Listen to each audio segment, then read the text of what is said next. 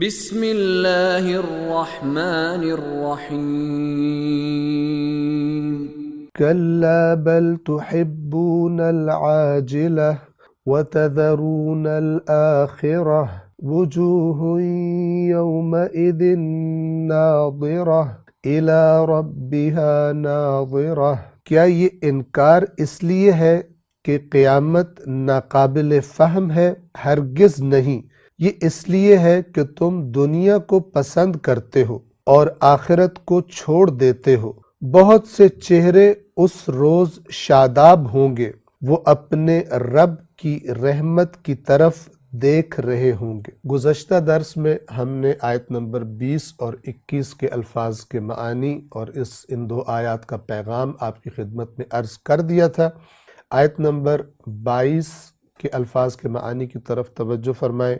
وجوہ یومئذ ناظرہ، بہت سے چہرے اس روز شاداب ہوں گے۔ یہ اس کا سادہ ترجمہ ہے۔ اب لفظ بلفظ آپ کی خدمت میں عرض کرتے ہیں۔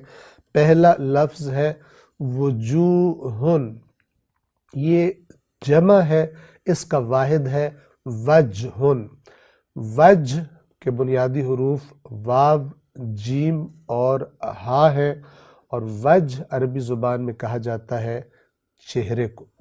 کیوں چہرے کو وجہ کہا جاتا ہے؟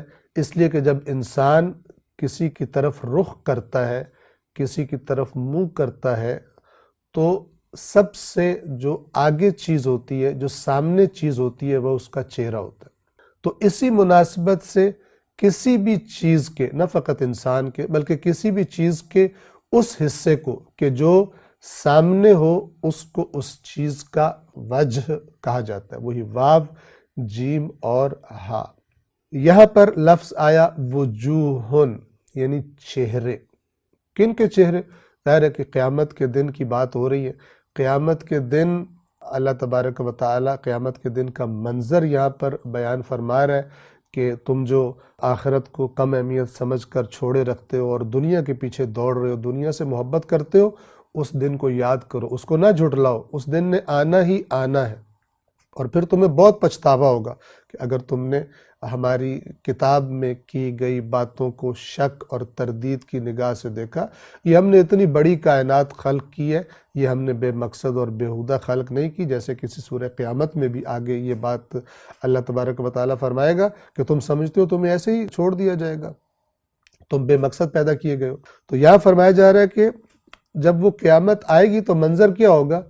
وجوہ، کچھ چہرے، یا ہم ترجمہ کریں بہت سارے چہرے اس دن، یعنی وہ جو اہل محشر ہوں گے، جتنے بھی انسان اس دنیا میں آئے، پہلے انسان سے لے کر قیامت تک، سب کے سب اللہ کی بارگاہ میں پیش کر دیے جائیں گے، اور اس وقت ہر چہرہ جو ہے وہ ایک طرح کا نہیں ہوگا۔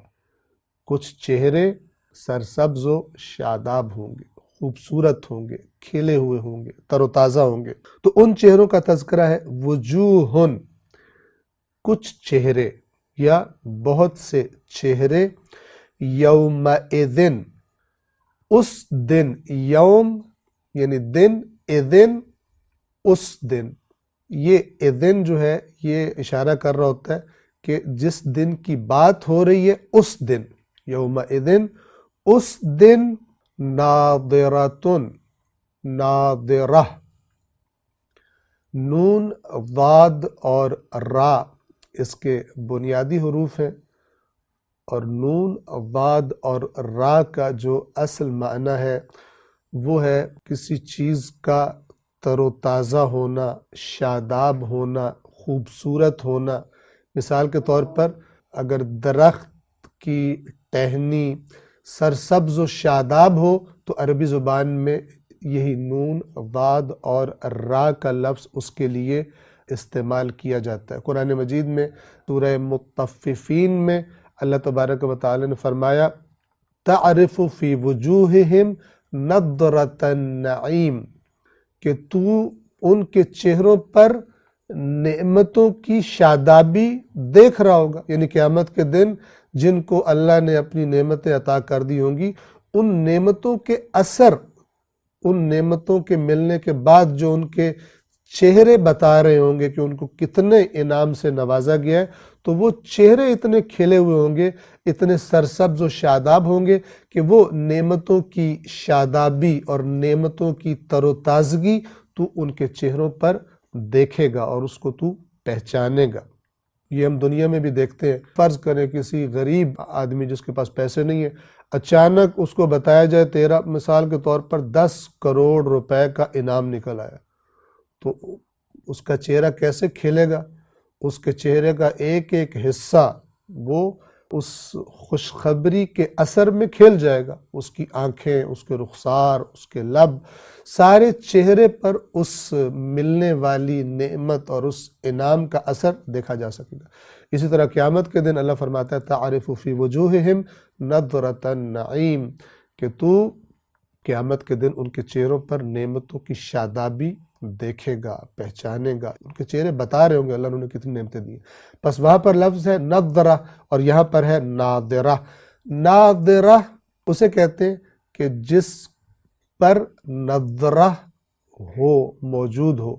وجوہ یومئذ ناظرہ، بہت سے چہرے اس دن ناظرۃ یعنی شاداب ہوں گے، کھلے ہوئے ہوں گے، خوبصورت ہوں گے، یعنی اللہ تعالیٰ ان کے حسن میں بھی اضافہ کر دے گا اور ان کو بہت سارا حسن بھی اس دن عطا کر دے گا۔ آیت نمبر 23 کے الفاظ کے معانی انشاءاللہ آئندہ درس میں بیان کریں گے۔ والسلام علیکم ورحمۃ اللہ وبرکاتہ۔